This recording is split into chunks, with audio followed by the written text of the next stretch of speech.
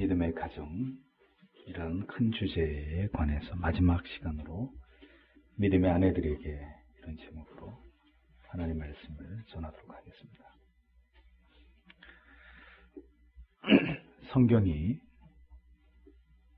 성경이 모든 아내들에게 여러 말씀을 통해서 남편들을 향해서 강조하는 바는 단 한 가지입니다. 그것은 바로 복종입니다. 복종. 사도 바울은 성경 본문 22절, 오늘의 본문 22절에서 이 복종의 동기를 설명하면서 복종하기를 죽게 하듯 하라, 이렇게 말씀하고 있습니다. 이 성경의 본문을 여러 다양한 종류의 버전의 영어 성경을 통해서 대조를 해보니 그 가운데 킹 제임스 성경의 번역이 가장 원문에 충실하게 번역된 것을 확인할 수 있었습니다. 킹 제임스 성경에는 이렇게 번역이 되어 있는데 Wives, submit yourselves unto your own husband as unto the Lord, 이렇게 되어 있습니다. 아내들이여, 그대들 스스로 그대 자발적 의지에 의해서 스스로 그대들의 남편에게 복종하십시오. 그리스도에게처럼, 그리스도를 향해서 그렇게 하는 것처럼, 이런 번역이죠. 많은 경우에 이 구절을 해석하고 강의하면서 아내들이 남편들에게 교회가 그리스도에게 하듯이 절대적으로 복종하라는 이런 설명을 여러분들은 많이 들어보셨을 것입니다. 24절의 말씀에도 보면 교회가 그리스도에게 하듯 아내들도 범사에 그 남편에게 복종할지니라, 이렇게 말씀하고 있기 때문이죠. 그러나 교회가 절대적으로 그리스도에게 복종해야 됨에도 불구하고 지성교회는 그리스도에게 절대적으로 완전히 복종한 적이 없었듯이 아내를 또한 남편에 대해서 완전하게 절대적으로 복종할 수는 없는 것이 죄인들의 한계라는 것을 인정하지 않을 수 없습니다. 지상교회이든 아내이든 모두 다 부족하고 허물이 많은 타락한 죄인들이며 또 심지어 복종해야 될 대상인 남편조차도 그리스도처럼 언제나 자발적으로 기꺼이 복종할 수 있을 만큼 절대로 경외롭고 완전한 존재도 아니기 때문입니다. 따라서 이 말씀은 절대적인 의무와 강요로서의 복종을 의미하는 것이 아니라는 것을 먼저 이해하실 필요가 있습니다. 교회도 그리스도께 온전히 복종하지 못하는데 어떻게 아내가 남편에게 온전한 복종을 할 수 있겠습니까? 그러므로 이 말씀의 영적인 깊은 의미는 아내들이요, 남편들에게 복종하십시오. 왜냐하면 그것이 그대들이 주님께 감당해야 될 의무의 일부요, 주님께 복종하겠다는 가장 분명한 마음의 표현이기 때문입니다. 이런 의미로 이해되는 것이 바람직한 것입니다. 절대적인 복종을 강요하는 듯한 이 말씀에 조금은 억울함이 있었을 수도 있을 아내 여러분, 그리고 미래의 아내가 될 자매 여러분, 이 말씀의 의미를 잘 이해하시기를 바랍니다. 오늘은 자칫 졸면 오늘의 이 말씀을 가지고 쭉 풀어나가는 중요한 의미를 다 놓쳐버릴 수 있으니까 주의를 집중하셔서 잘 들으셔야 성경이 그것을 이야기하는구나 하는 것을 분명히 깨닫게 됩니다. 이 말씀을 잘 이해해야 되는데 남편에 대해서 아내로서 그에게 복종하는 것은 여러분에게 가정을 허락해 주신 주님께 아내로서 아내의 위치에서 주님을 향한 마땅한 의무이고, 이것을 잘 이행하는 것은 주님께서 보실 때 아내들이 비단 남편을 향해서만 복종하는 것이 아닌 주님께도 즐겨 복종하는 것으로 간주된다는 중요한 의미가 이 말씀 가운데 담겨 있다는 사실을 여러분들은 기억하실 필요가 있습니다. 죄인들이 모인 부족하고 불완전한 교회라 할지라도 끊임없이 교회가 그리스도께서 기뻐하시는 바를 깨닫고 그것을 쫓아가려고 모든 성도님들이 하나님의 말씀과 교회의 법을 자발적으로 준수해야 되는 것처럼 아내들 또한 불완전할지라도 아내의 위치와 역할이 그러하며 그것이 하나님께서 부여하신 아내 된 자들의 하나님을 향한 숭고한 의무로 여겨서 중요한 것은 이것을 자발적으로 스스로 남편에게 복종하고자 해야 함이 바로 성경의 중요한 가르침이다라는 사실을 여러분들이 깊이 이해하실 필요가 있습니다. 하나님께서는 하나님 자신에 대한 경외와 복종과 공경의 이 추상적인 의무들을 가족이나 혹은 상위의 위계 질서 속에 있는 사람들에게 복종하는 것을 통해서 구체화해서 우리에게 순종을 가르치고 계신다는 것을 성경을 통해서 우리는 확인할 수 있습니다. 그래서 바울의 서신서를 잘 살펴보시면 부모나 혹은 남편이나 혹은 직장의 상관이나 고용주들, 권위를 가진 자들, 국가의 통치자들, 그리고 영적인 지도자들에 대한 하나님의 세우신 질서 속에서 우리가 성경의 가르침대로 그들을 향해서 복종하는 모습을 통해서 하나님께서 주신 명령에 대한 순종의 여부를 하나님이 확인하시고자 하신다는 사실을 발견할 수 있습니다. 하나님의 뜻은 이것입니다. 하나님을 사랑하거나 하나님께 복종하는 것은 하나님께서 세우신 권위나 질서나 위치에 대한 순종에서부터 시작하라는 것입니다. 하나님께서 세우시고 위임하신 권위나 질서에 대해서조차도 순종하지 못하는 자들이 결코 하나님을 경외할 수 있으리라고 하나님께서는 보지 않으신다는 것입니다. 인간이 하나님께 범죄하지 않았다면 사실은 이와 같은 사람과 사람 사이의 관계에서 어떤 권위와 질서를 통해서 우리가 복종하고 섬기는 것으로 이같이 우리가 이 많은 제약을 받을 이유가 사실은 없었을 것입니다. 그러나 죄와 타락이 바로 이러한 권위와 질서에 대한 순종의 의무를 가중시킨 것이고 배가시킨 결과를 가져왔다는 사실을 여러분들은 정확하게 하나님의 말씀 속에서 이것을 이해하실 필요가 있습니다. 남편과 아내의 관계에 있어서도 마찬가지인데 타락 이전과 타락 이후에 있어서 중대한 변화가 남편과 아내 사이에 일어났다는 사실을 성경은 우리에게 분명하게 보여줍니다. 이 문제를 이해하기 위해서는 창세기로 거슬러 올라가야 됩니다. 하와의 존재의 필요성을 설명하시면서 성경은 처음부터 남편에게 복종해야 할 존재로서의 아내의 위치를 말씀하고 있지 않습니다. 창세기 2장 18절을 보면 여호와 하나님이 가라사대 사람의 독청하는 것이 좋지 못하니 내가 그를 위하여 돕는 배필을 지으리라 하시니라 이렇게 기록되어 있습니다. 창세기 2장 20절에서도 아담이 모든 육축과 공중의 새와 들의 모든 짐승에게 이름을 주니라 아담이 돕는 배필이 없으므로 이렇게 기록하고 있는 것을 발견하게 됩니다. 하나님께서 지으신 모든 피조물들 중에는 아담을 도울 배필이 그 어디에도 존재하지 않았다는 것입니다. 따라서 하나님께서는 그 아담을 위해서 누구를요? 돕는 배필로서의 이 역할을 감당할 하와를 아담의 신체의 일부를 통해서 창조하셨다는 것입니다. 남자는 하나님의 첫 피조물입니다. 하나님께서는 아담에게 모든 피조물들을 다스릴 권한과 그들을 통솔할 사명을 부여하셨습니다.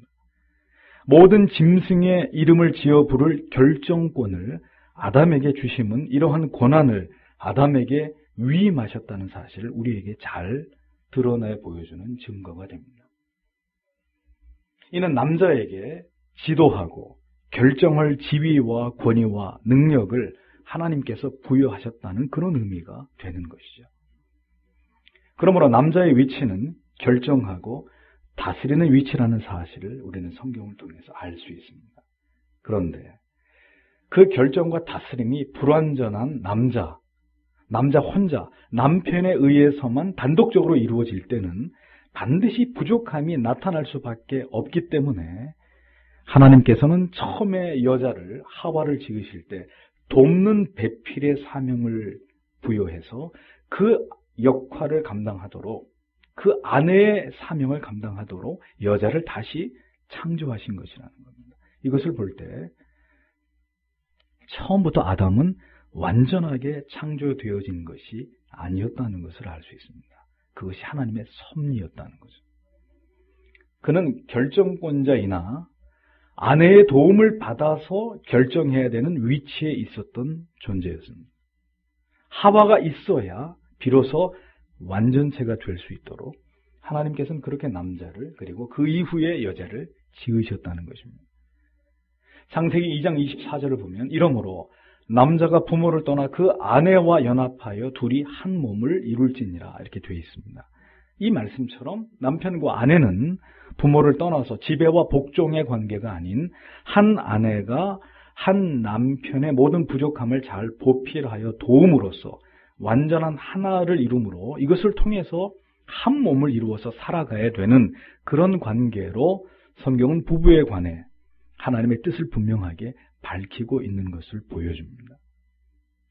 아담은 결정권자이고 하와는 그를 돕는 자다. 이것이 타락 이전의 아담과 하와의 역할과 위치였습니다. 그러나 이러한 하나님의 뜻을 저버린 악은 바로 하와의 선악을 알게 하는 나무를 따먹는 죄에서 비롯됐습니다. 하나님의 창조의 섭리와 목적을 깨뜨린, 즉 자신의 위치를 이탈한 최초의 사람이 누구였을까요? 부정할 수 없이 그는 바로 하와였습니다. 디모데전서 2장 11절에서 14절은 이 점을 아주 분명하게 명시해 놓았습니다. 여자는 1절 순종함으로 종용이 배우라. 여자의 가르치는 것과 남자를 주관하는 것을 허락지 아니하노니 오직 종용할지니라. 이는 아담이 먼저 지음을 받고 이와가 그 이후이며 아담이 꾀임을 보지 아니하고 여자가 꾀임을 보아 죄에 빠졌음이니라. 이렇게 분명하게 하와의 최초 범죄의 사실을 성경은 분명하게 명시합니다. 이렇게 하나님과의 약속을 어기고 범죄에서 타락한 이후에 돕는 배필로서의 하와의 지위가 어떻게 변화되었는지를 주목해서 보십시오. 창세기 3장 16절에 보면 또 여자에게 이르되 내가 네게 잉태하는 고통을 크게 더하리니 네가 수고하고 자식을 낳을 것이며 그 다음입니다. 너는 남편을 사모하고 남편은 너를 다스릴 것이니라. 남편은 너를 다스릴 것이니라 하시고 라고 기록하고 있습니다. 돕는 배필로서의 하와에게 하나님께서는 남편은 너를 다스릴 것이니라 라고 말씀하시면서 이것을 통해서 이제 하와는 아담에게 돕는 배필이며 동시에 그녀가 범한 죄로 인한 하나님의 판결에 의해서 추가적인 의무가 부과되었다는 사실을 성경은 우리에게 보여주는데 그것이 바로 이제부터는 남편의 다스림을 받아야 된다. 그에게 복종해야 되는 의무가 추가되었다는 것입니다. 임신의 고통이 크게 더해지므로 수고해서 자식을 낳아야 되는 고통과 그리고 이후로도 여전히 남편을 돕되 그 전에 먼저는 남편을 원하고 남편의 다스림을 받아야 되는 자리에 있어야 한다라는 하나님의 판결에 순종해야 되는 입장이 되어버린 것입니다. 왜 하나님께서는 하와에게 이러한 판결을 내리신 것일까요? 그녀의 위치는 처음에는 분명히 돕는 배필이었습니다. 즉 모든 결정은 모든 짐승의 이름을 결정하고 지어주었던 아담의 몫이었습니다. 그런데 뱀의 유혹을 받아서 선악을 알게 하는 나무의 실과를 따서 먹을지 아니면 먹지 않을지에 대한 결정을 누가 내린 것입니까? 하와가 내린 것입니다. 하와가 뱀의 유혹에 넘어가서 단독적으로, 독자적으로 선악과를 따먹는 결정을 하와가 내려버렸습니다. 그녀는 늘 그렇게 해오던 대로 이 결정권을 남편에게 맡겼어야 합니다. 아담, 선악을 알게 하는 나무가 있는데 따 먹을까요? 따 먹지 말까요? 물었어야 됐다는 거죠. 아담에게 달려가서 이 사실을 직고했어야 했습니다. 그녀가 스스로 주도적으로 어떤 문제를 결정하는 것은 돕는 배필로서의 하와에게 허락된 사항이 아니었다는 거예요. 이것이 이미 죄에 미혹된 인간의 타락의 시초의 모습인 것을 보여주는 것입니다. 그것이 뭐죠? 위치를 벗어나는 것입니다. 최초로 돕는 배필의 위치를 하와가 벗어나자 이어서 하나님의 뜻대로 모든 만물을 다스려야 되는 아담이 그 위치를 벗어나게 됩니다. 그들은 낙원에서 쫓겨났고 그 이후에 그들이 낳은 가인과 아벨 가운데 형인 가인은 동생을 돌보고 이끌어가야 될 위치를 벗어나서 동생을 돌로 쳐 죽이는 살인자가 되는 죄를 범하게 됩니다. 죄는 이탈을 가져오는 거예요. 월권을 행하게 되는 것이죠. 하나님처럼 되라는 속삭임에 자신의 위치와 역할을 망각한 데서부터 죄악은 시작된 것입니다. 죄악은 여전히 우리에게 권위와 질서에 굴복하지 말고 대항하고 스스로 결정해서 스스로 행동하라고 속삭입니다. 그것이 바로 죄란 말이에요. 왜 복종해야만 되나? 내 스스로도 얼마든지 결정할 수 있는데 복종을 거부하고 권위에 도전하고 저항하려고 하는 이러한 모든 생각의 뿌리가 바로 하와가 돕는 배필의 자리에서 이탈한 것에서부터 파생된 죄악이라는 것을 성경은 우리에게 분명하게 보여주는 것입니다. 그래서 하나님의 조치는 이제 아내는 아담의 남편의 다스림을 받으라는 것입니다. 더욱 엄격히 남편의 다스림을 받아서 그에게 복종함으로 가정을 이루어 가라고 성경은 어미 아내들에게 명령하고 있는 것입니다. 이러한 맥락에서 죄성을 가진 존재로서의 여자와 아내들에 대한 이 성경의 제재는 신약 시대에도 매우 엄격하게 이어지고 있는 것을 보여줍니다. 고린도전서 14장 34절 35절은 이르기를 모든 성도의 교회에서 함과 같이 여자는 교회에서 잠잠하라. 저희의 말하는 것을 허락함이 없나니 율법에 이른 것 같이 오직 복종할 것이요 만일 무엇을 배우려거든 집에서 자기 남편에게 물을지니 여자가 교회에서 말하는 것은 부끄러운 것임이니라. 이렇게 기록하고 있는 것을 보게 됩니다. 당시 고린도 교회 안에서 일어나고 있었던 여러 무질서함 가운데 한 가지는 여성 성도들로 인한 여러 가지 교회 안에서의 잡음이 발생하고 있었습니다.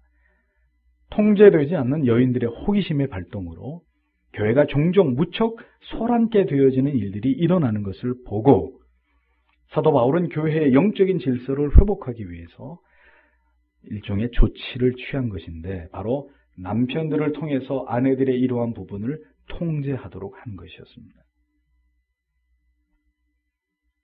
돕는 배필로서의 아내의 역할이 이제는 남편을 사모하고 남편의 다스림을 받아야 하는 부분까지 더해져서 그 사명을 감당해야 되는 의무가 가중되었다는 것입니다. 창세기 3장 16절에서 남편을 사모하고라는 표현이 나오는데 여기서 사모하다라는 원문의 의미는 무엇을 뒤쫓다에서 파생된 말입니다. 그래서 정확한 뜻은 의뢰하다, 기대다 이런 뜻이에요. 그러니까 성경은 모든 아내들은 남편의 뒤를 따라야 되고 그에게 기대어서 그에게 의존되어져서 살아가야 되는 존재이어야 한다고 말씀하고 있습니다. 또한 그러한 남편의 다스림을 받아야 되는 존재로서의 아내의 위치를 성경은 고정시켜 놓았습니다. 다시 에베소서 5장 23절로 돌아가서 이는 남편이 아내의 머리됨이 그리스도께서 교회의 머리됨과 같음이니 그가 친히 몸의 구주시니라는 말씀을 주목해 보십시오. 남편이 아내의 머리가 됨이 그리스도께서 교회의 머리됨과 같다고 말씀합니다. 이것은 바로 위치와 질서의 문제를 염두에 두고 말씀하고 계시는 표현이라는 겁니다. 그러면서 이 구절의 끝에 그가 친히 몸의 구주시니라 라는 표현이 첨가되고 있는 것을 보게 되는데, 남편이 아내의 머리의 위치에 있는 이유는 그리스도께서 교회의 머리가 되시기 때문이다. 그런데 그리스도는 몸의 구주가 되신다. 이 말이 덧붙여져 있습니다. 그리스도는 그리스도의 몸의 교회인 보호자, 구주라는 뜻의 의미가 보호자라는 뜻이 그 안에 있는데, 교회의 보호자가 된다. 그리스도의 몸이신 교회의 보호자가 되신다. 이 말씀이 여기에 붙어 있습니다. 그리스도께서 교회를 자기의 몸으로 간주하심처럼 아담은 자신의 신체의 일부로 만드신 그 자기의 신체의 일부로 아내를 만드신 그 의미를 기억하면서 아내를 자기의 몸으로 간주하면서 아내의 보호자가 되어야 된다는 그런 의미인데, 남편이 아내를 이렇게 인식하는 것만이 중요한 게 아니고, 이 본문은 지금 아내들에게 주시는 말씀으로 더 중요한 문제는 아내들이 남편의 위치를 바로 자신의 머리, 즉 몸을 보호하는 머리의 위치에 그러한 존재로 남편의 위치를 그렇게 분명하게 인식해야 된다는 점이에요. 아내들은 남편을 어떤 존재로 인식하는 것이 성경적인 가르침이냐 하면, 남편이 자신을 보호하고 보존해주고 인도하고 보살피는 존재로 남편이라는 사람의 위치를 그렇게 이해하라는 것이 성경의 가르침이라는 거예요. 즉, 이 말씀은 남편과의 관계 속에서 아내의 위치가 어딘가를 정확하게 깨닫게 하시기 위한 말씀이라는 것을 깨닫게 됩니다. 이 말씀은 남편들에게 주시는 말씀이 아니에요. 아내들에게 하나님께서는 평생을 함께 해야 될 남편으로서의 그의 위치를 분명하게 가르쳐주고 계시는 그 말씀이 바로 이 말씀입니다. 남편은 그대들의 보호자고 아내들의 구주다. 아내들에게 이 점을 성경이 강조하려고 하는 것입니다. 복종의 의미를 다시 살펴보죠. 성경이 말씀하는 복종은 아내가 혼자 독자적으로 행동하지 말아야 한다는 의미를 포함합니다. 몸의 역할은 절대로 머리와 따로 분리되어져서 독자적으로 움직이는 것이 아니죠. 자, 몸이 움직이는 것을 어디서 통제합니까? 머리에서 통제합니다. 그런데 생각과 의지와 행동을 결정하는 게 머리인데, 그 머리의 지시에 따라서 몸이 따르지 않게 되면 우리는 그것을 뭐라고 얘기합니까? 발작이라고 얘기합니다. 발악이라고 얘기하죠. 성경은 이 같은 위치와 질서의 문제를 설명하기 위해서 바로 몸과 머리의 비유를 들어서 그리스도와 교회로 남편과 아내의 위치와 역할을 설명하고 있습니다. 그래서 절대로 몸과 머리가 따로 놀 수 없듯이 성경은 남편을 아내의 통솔자의 위치에 부여하는 것입니다. 그래서 아내는 결코 혼자 독자적으로 판단하고 결정하고 행동함으로 하와가 저지른 실수를 반복하는 자들이 되어서는 안 된다고, 남편보다 먼저 행동해서는 안 된다는 사실을 성경은 우리에게 분명하게 가르치고 있는 거예요. 그렇다고 일부러 반대로 미루고 지연시키고 거부하고 이런 것도 성경이 말씀하는 복종의 모습과는 다른 것입니다. 아내가 이렇게 위치를 벗어나고 그 역할을 이탈하게 되면 가정은 결국 무너지게 되는 것이고 힘겨운 갈등의 장소로 가정이 변화될 수밖에 없다는 거죠. 이 시대의 가정의 가장 큰 위기는 바로 아내들이 이 성경에 말씀하는 위치를 수시로 이탈하는 데 있습니다. 세상이 바로 이 창조의 질서와 섭리를 온통 다 뒤흔들어 놓아버렸습니다. 남편에게 의존되어서 살아가면서 복종하는 위치를 떠나서 아내들조차 생업의 전선에 뛰어들지 않으면 안 되는, 세상은 그렇게 하나님께서 정하신 남편과 아내의 자리를 이탈하게 만드는 거예요.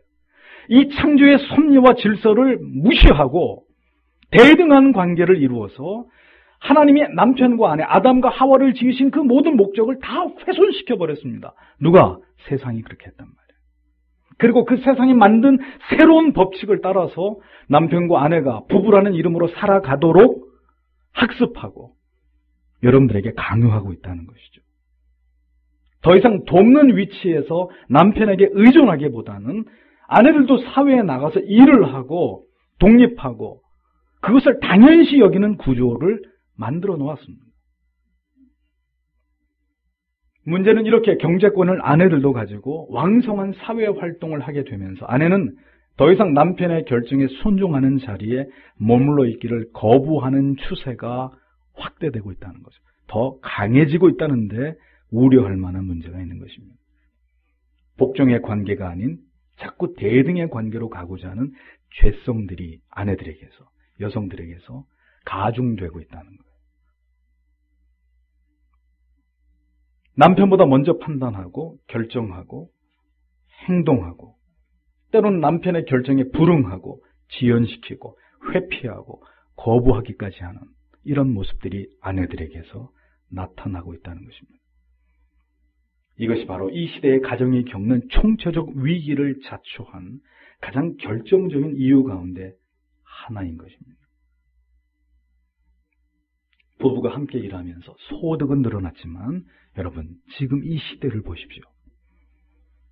깨어지는 가정은 더 늘어나고 있습니다. 정상적인 육아와 양육이 실패함을 통해서 그렇게 해서 자란 아이들이 이 사회의 흉악한 범죄를 저지르는 범죄자들이 되고 있습니다. 잔인해지는 인간의 이 어떤 성품들을 보세요. 그 원인이 어디서 기인되는 것입니다. 성경이 말씀하고 있는 자리를 모두 이탈했기 때문에 남편은 남편의 자리를 이탈해버리고 아내는 아내의 자리를 이탈해버렸습니다. 가장 중요한 위치와 역할을 모두 다 돈에다가 내어주고 성경적인 가정을 지키기 위해 지불해야 될 대가를 깡그리 거부하는 시대가 되어버렸다는 것입니다.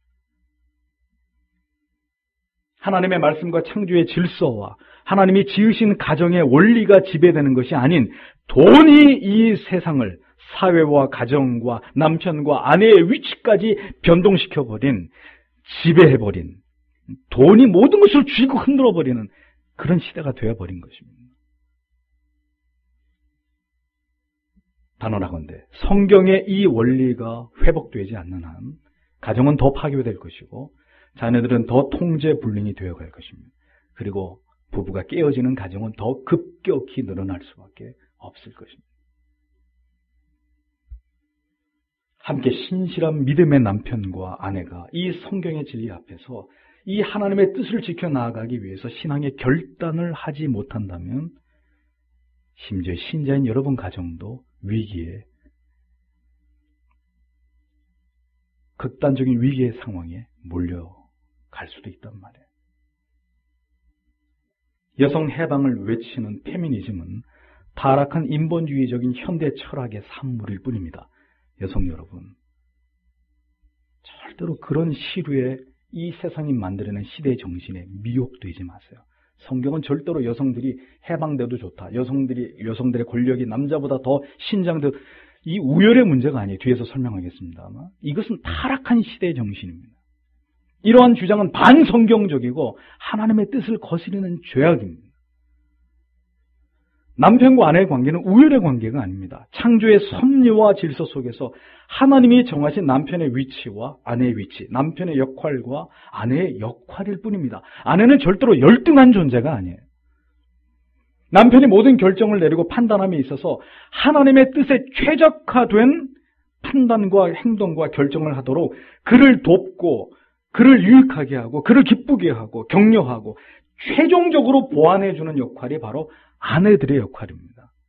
다시 말씀드리지만 아내의 이 돕는 역할이 없이 남자들은 절대로 올바른 결정을 내릴 수 없는 그 부분에 있어서의 부족한 존재들이란 말이에요.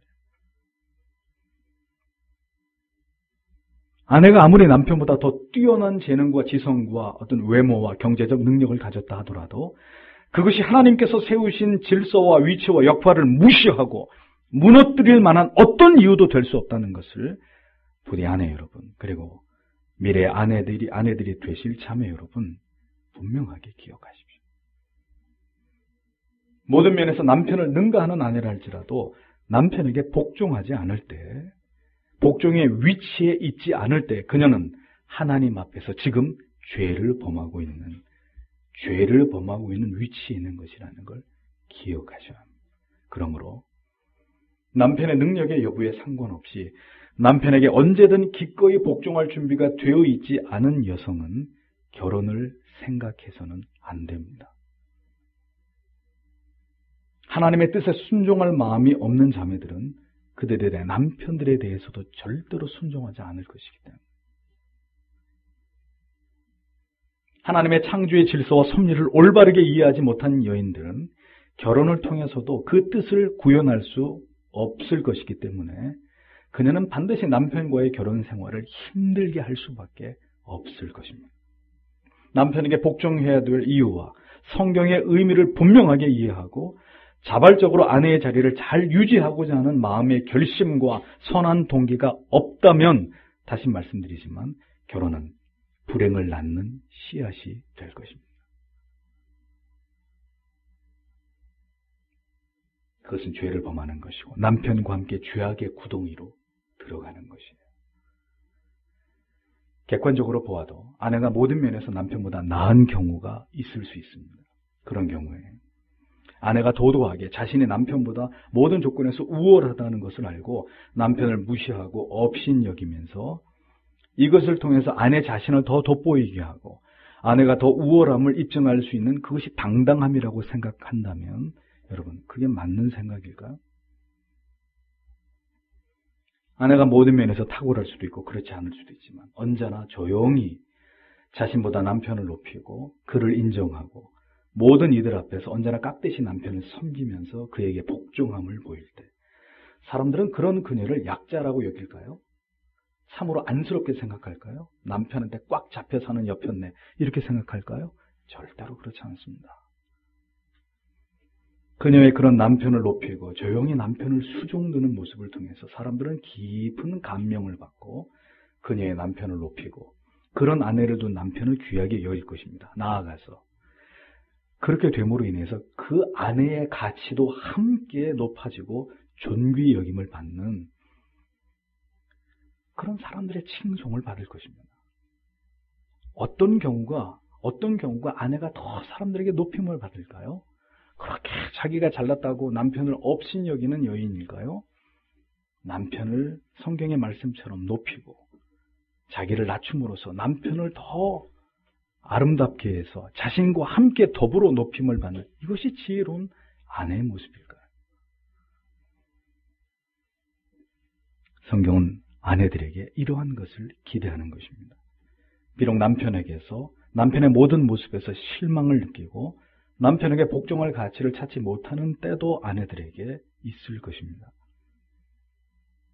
지난주에도 말씀드렸죠. 아내가 죄인인 것을 남편들이 인정해야 되듯이 아내 또한 남편은 성화를 이루어가는 그러나 지금은 허물과 죄악 투성인 죄인에 지나지 않다는 것을 이해하셔야 됩니다. 또 아내는 남편의 강요로 죄를 짓게 되는 자리나 상황으로 내몰리게 될 때도 있을 것입니다. 바로 이 순간에 아내들의 지혜와 용기가 필요합니다.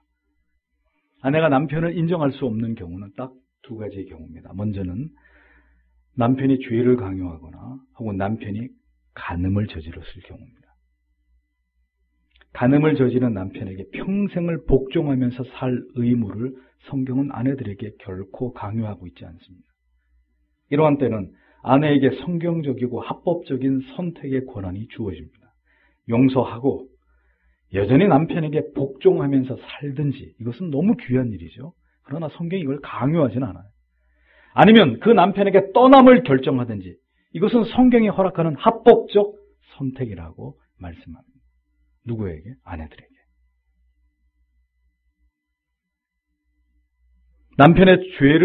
남편이 죄를 범하게 하는 부당한 요구에 대해서 역시 아내는 단호히 거부할 권한이 있습니다. 그리고 그렇게 한 모든 대가를 기꺼이 지불하고 남편을 위해 기도하면서 하나님께서 그를 깨닫게 하시고 돌이킬 마음을 주시기를 기도해야 되는 것이 아내의 역할입니다. 남편의 허물과 실망스러움을 볼 때 그렇게 부족한 존재인 남편을 위해서 눈물로 기도하고 그를 바로 세워주시기를 간절히 기도하는 것 또한 그의 돕는 배필로서의 아내의 역할이라는 사실을 잊어버리지 마십시오. 왜요? 그 모든 것이 그를 당신의 남편으로 받아들인 여러분들의 결정의 한 부분이기 때문입니다. 남편을 위한 모든 기도의 수고 또한 하나님 앞에서 아내들이 감당해야 될 매우 숭고한 아내들의 몫이라는 것을 피하지 말아야 합니다. 그리고 성경은 결혼 이후에 신앙을 갖게 된 아내들에게까지 그들의 불신 남편을 어떻게 대해야 함을 분명히 말씀하고 있습니다. 베드로전서 3장 1절에서 4절, 아내들아 이와 같이 자기 남편에게 순종하라. 이는 혹 말씀을 순종하지 않는 자라도 말로 말미암지 않고 그 아내의 행실로 말미암아 구원을 받게 하려 함이니 너희의 두려워하며 정결한 행실을 범이라. 너희의 단장은 머리를 꾸미고 금을 차고 아름다운 옷을 입는 외모로 하지 말고 오직 마음에 숨은 사람을 온유하고 안전한 심령에 썩지 아니할 것으로 하라. 이는 하나님 앞에서 값진 것이니라. 이렇게 말씀합니다.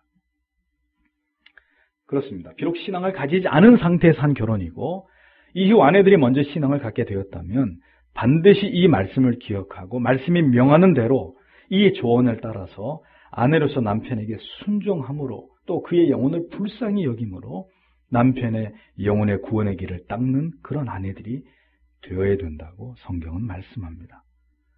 다만 이것은 불신 상태의 결혼을 말하고 있는 거예요. 이 말씀을 근거로 불신 결혼을 합리화하는 것은 죄입니다. 명백한 하나님의 뜻에 불순종하는 것입니다. 신자가 불신자와 결혼하는 것은 명백한 죄이고 그 죄값을 치르는 고통이 반드시 수반된다는 것을 기억하십시오. 그것은 하나님이 세우신 지엄하신 법입니다. 그 법을 피해서 행복해질 수 있는 길은 없는 거예요. 아내, 그 이름의 뒤에는 세상에서 가장 뛰어난 지혜가 붙습니다. 그 증거가 무엇인지 아십니까? 잠언 31장. 잠언 31장. 잠언의 가장 마지막 장인데 잠언 31장 10절에서 끝절까지를 제가 읽어드리겠습니다. 잘 들어보세요. 누가 현숙한 여인을 찾아 얻겠느냐? 그 값은 진주보다 더하니라. 그런 자의 남편의 마음은 그를 믿나니 산업이 핍절치 아니하겠으며 그런 자는 살아있는 동안에 그 남편에게 선을 행하고 악을 행치 아니하느니라. 그는 양털과 삼을 구하여 부지런히 손으로 일하며 상고의 배와 같아서 먼 데서 양식을 가져오며 밤이 새기 전에 일어나서 그 집 사람에게 식물을 나눠주며 여종에게 일을 정하여 맡기며 밭을 간품하여 사며 그 손으로 번 것을 가지고 포도원을 심으며 힘으로 허리를 묶으며 그 팔을 강하게 하며 자기의 무역하는 것이 이로운 줄을 깨닫고 밤에 등불을 끄지 아니하고 손으로 솜뭉치를 들고 손가락으로 가락을 잡으며 그는 간곤한 자에게 손을 펴며 궁핍한 자를 위하여 손을 내밀며 그 집 사람들은 다 홍색 옷을 입었으므로 눈이 와도 그는 집사람을 위하여 두려워하지 아니하며 그는 자기를 위하여 아름다운 방석을 지으며 세마포와 자색 옷을 입으며 그 남편은 그 땅의 장로로 더불어 성문에 앉으며 사람의 아는 바가 되며 그는 배로 옷을 지어 팔며 띠를 만들어 상구에게 맡기며 능력과 존귀로 옷을 삼고 후의를 웃으며 입을 열어 지혜를 베풀며 그 혀로 인애의 법을 말하며 그 집안일을 보살피고 게을리 얻은 양식을 먹지 아니하나니 그 자식들은 일어나 살해하며 그 남편은 칭찬하기를 덕행 있는 여자가 많으나 그대는 여러 여자보다 뛰어난다 하느니라. 고운 것도 거짓되고 아름다운 것도 헛되나 오직 여호와를 경외하는 여자는 칭찬을 받을 것이라. 그 손의 열매가 그에게로 돌아갈 것이요 그 행한 일을 인하여 성문에서 칭찬을 받으리라. 이렇게 기록되어 있습니다.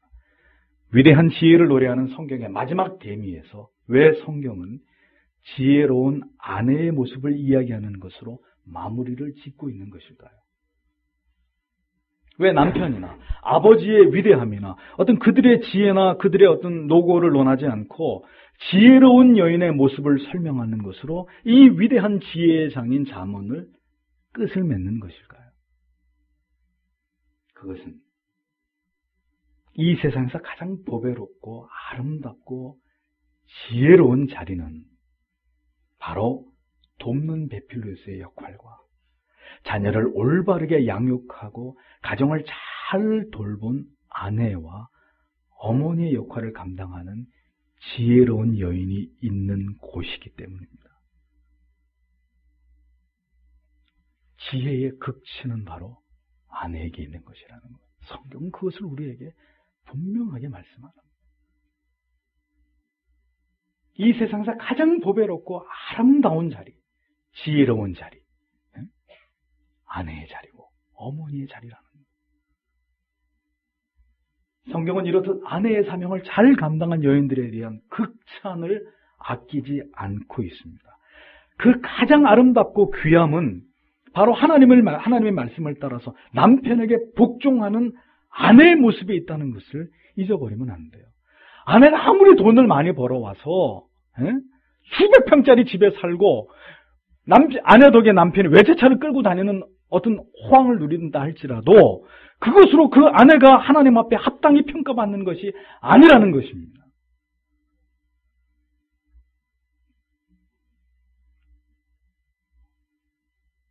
성경이 말씀하는 아내의 위치와 역할을 지켜내는 것은 결코 기도가 없이는, 인내와 눈물이 없이는 감당할 수 없는 길입니다. 가슴에 관통당한 나를 향하신 그리스도의 그 눈물겨우신 사랑에 대한 체험이 없이는 감당할 수 없는 불가능한 사명의 길이 아내의 길, 어머니의 길. 아내 여러분, 아내가 될 자매 여러분, 믿음이 없이, 뜨거운 눈물이 없이 어떻게 그 길을 가고자 하십니까? 그 복종의 길을 어떤 용기로, 무슨 능력으로, 어찌 그것을 감당하려고 하십니까? 여러분들이 진정한 그리스도의 제자가 되지 않고서도 어떻게 남편의 영혼을 가슴에 끌어안고 어떤 어려움이 있어도 남편이 나의 보호자요 모든 결정권자 됨을 인정하면서 자발적 복종으로 아내의 됨의 그 대의를 지켜나가겠습니까? 죄악투성인 내가 어떻게 그 사명을, 그 역할을, 그 위치를 주를 의지하지 않고 감당해내겠냔 말이에요. 응? 불가능한 얘기입니다.